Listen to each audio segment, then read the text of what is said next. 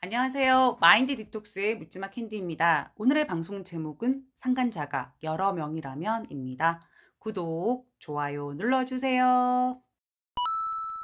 상간자가 한 명이라도 괴롭고 힘들어서 죽을 것 같은데 한 명이 아니라 여러 명이라면 어떤 기분이 들 것 같으세요? 헉, 어떻게 그럴 수 있지? 나라면 당장 이혼이야. 이런 생각 들지 않으세요? 그런데 실제 상담을 해보면 상간자가 2명에서 많게는 5명까지인 경우도 적지 않습니다. 아내 바람인 경우에는 채팅 앱 등을 통한 불특정 대다수와의 불륜인 경우가 많았었고, 남자들의 경우에는 평생 바람을 피는 유형으로 집에서는 자상하고 집안일을 잘 도와주고 아내에게 맞춰주는 유형들 중에 많았습니다. 아내에게 자상하다는 건 밖에서 다른 여자들에게도 자상하다는 걸 의미합니다. 이런 남편들은 여러 명의 섹파를 두고 섹스 자체를 즐기기 위한 성중독 성향을 가진 부류와 새로운 여자를 꼬셔서 잠자리까지 가는 연애 과정을 즐기는 부류로 크게 두 가지로 나눌 수 있었습니다. 상담을 시작하고 불과 10분 이내에 남편이 평생 바람의 상간녀가 여러 명일 거라고 제가 감히 단언하는 경우가 있는데요. 물론 상담을 시작할 때 아내분은 의심이 가거나 증거를 확보한 한 명의 상간녀를 거론하지만 남편의 언행과 퇴근 시간 그리고 아내와의 성관계와 부부 간의 대화 패턴 등을 살펴보면 상간녀가 여러 명인지 한 명인지 대략적으로 저는 파악이 됩니다. 이런 경우 퇴근 시간이 11시 이후로 늦고 매번 업무로 바쁘다고 하고 주말에도 출근을 합니다. 영업 때문에 골프 라운딩을 한다라고 합니다. 그런데 그 횟수가 굉장히 많은 거죠. 대신 붙박이 회사원이 아닌 자영업자, 법인 대표 혹은 이동이 자유로운 영업 관련 측에서 많이 볼 수 있었습니다.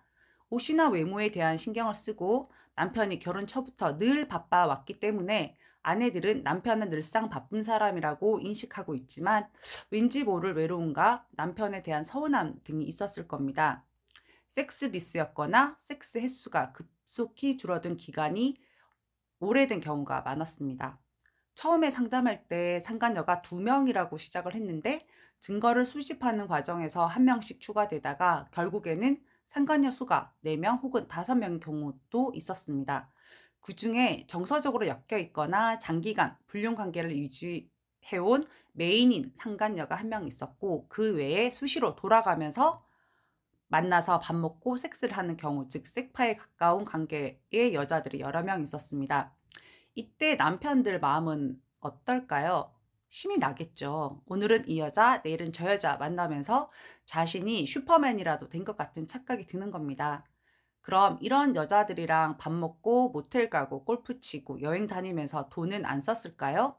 돈이 매우 많다면 몰라도 일반적인 월급쟁이라면 분명 카드론이나 대출 등을 내어서 상간녀들에게 쓰고 다녔을 가능성이 매우 높습니다. 외도가 끝났다면 남편의 카드, 월급, 대출 등 금융에 관련한 관리는 모조리 아내가 다 하셔야 합니다. 상간녀가 여러 명인 것을 알게 되면 아내분들 망연자실해서 그냥 포기하고 싶다라는 말씀도 많이 하시는데요. 이럴 때일수록 정신을 다 잡으시고 일망타진해야 합니다. 오히려 상간자가 3명 이상인 경우에 제자리로 돌아와서 납작 엎드려서 사는 경우가 대부분이었거든요. 그만큼 상간녀들은 아내와 비교 대상이 되지 않는다는 것을 남편들은 이미 알고 있었고, 아내의 가치를 너무나 잘 알기 때문에 가출을 하거나 이혼 소장을 보내는 등의 행동을 하지 않았습니다. 저 또한 상간자가 2명이었는데요. 그 당시 짧은 제 생각으로 2명을 묶어서 한꺼번에 피고 1, 피고 2 이렇게 소장을 보내면 양다리로 본인들을 농락했다라는 배신감에 자동으로 그것들이 떨어져 나갈 거라고 생각을 했었거든요. 물론 저 같은 경우는 중간에 피고 2가 제가 가지고 있는 부족한 증거를 보고 자신이 아니라고 주장을 하고 우기는 바람에 취한했지만, 실제로 상간녀가 여러 명일 경우 너 말고도 다른 년을 만나고 있었다는 사실을 까발리는 것이 오히려 역효과가 날 수도 있습니다. 결핍이 많은 경우에는 그런 질투심으로 오히려 남편에게 더 집착하고 매달릴 수도 있거든요. 상간자가 여러 명인 경우에는 피고별로 각각 소송을 진행하는 것이 좋습니다. 같이 묶어서 진행하는 경우에는 피고 1과 피고 2 양쪽 모두에게 소장이 도달하고 양쪽 모두에게서 답변서가 다 도달을 해야 다음 기일이 정해지기 때문에 소송 기간이 길어질 수 있고 둘이서 함께 배상을 하는 것이기 때문에 판결 금액이 각각 진행하는 것보다 낮아질 가능성도 있습니다. 여러 명의 상간자를 대상으로 소송을 진행할 때는 멘탈 관리가 정말 중요한데요. 한 명의 상간녀와 매우 깊은 불륜 관계를 유지하는 경우보다 여러 명의 상간자를 대상으로 얕은 관계인 경우에는 소송을 당하고 판결금을 지불해야 하는 상황만으로도 그 관계가 빨리 종료되는 경우가 많았습니다. 증거가 나오는 대로 각각 한 명씩 순서대로 소송을 진행하면 첫 번째 소장이 상간녀에게 도착했을 때와는 달리 세 명의 상간녀에게 모두 소장이 도착하게 되면 남편 자신도 자신이 발뺌하는 거에도 한계가 있기 때문에 그냥 자포자기 심정이 되거든요. 또한 세 명의 상간녀로부터 동시에 소송 때문에 시달리기 때문에 차라리 아내 뒤에 숨고 싶은 마음이 커집니다. 즉, 상간녀들의 연락을 받지 않고 지죽은 듯이 아내 눈치를 보면서 비위를 맞추기도 합니다. 아무리 변명을 해도 이건 뭐 그냥 자신의 실체가 다 까발려졌기 때문에 그냥 수긍하는 것이 자신들의 현재 상황에서 최선의 방법이라는 것을 알기 때문입니다. 한편으로는 참 비열한 놈이다라는 생각이 들기도 하네요. 일단 평생 바람인 유형의 남편들은 상간관계를 끝내고 어느 정도 제정신이 되돌아오면 어린 시절 상처나 결핍 등에 대해서 개별적으로 상담을 받도록 하는 것이 좋습니다. 근본적인 원인에 대한 이해와 치료를 통해서 습관적인 평생 바람도 고쳐질 수가 있습니다. 문제는 이런 경우에 막 그 많은 상간녀를 대상으로 소송을 다 진행하고 하는 과정에서 너무 힘들었지만 버티고 견디고 참고 인내했잖아요. 이런 아내분들의 그 모든 상황이 종료되고 나서 후폭풍이 너무 크다는 거거든요.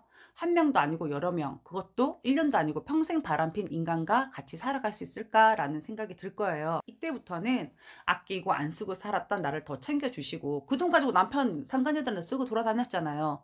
내가 중심인 삶을 사는 것에 열중하시는 것이 좋습니다. 한치의 의심도 없이 그냥 믿고 그냥 사랑했던 내 남편은 이제 죽었습니다.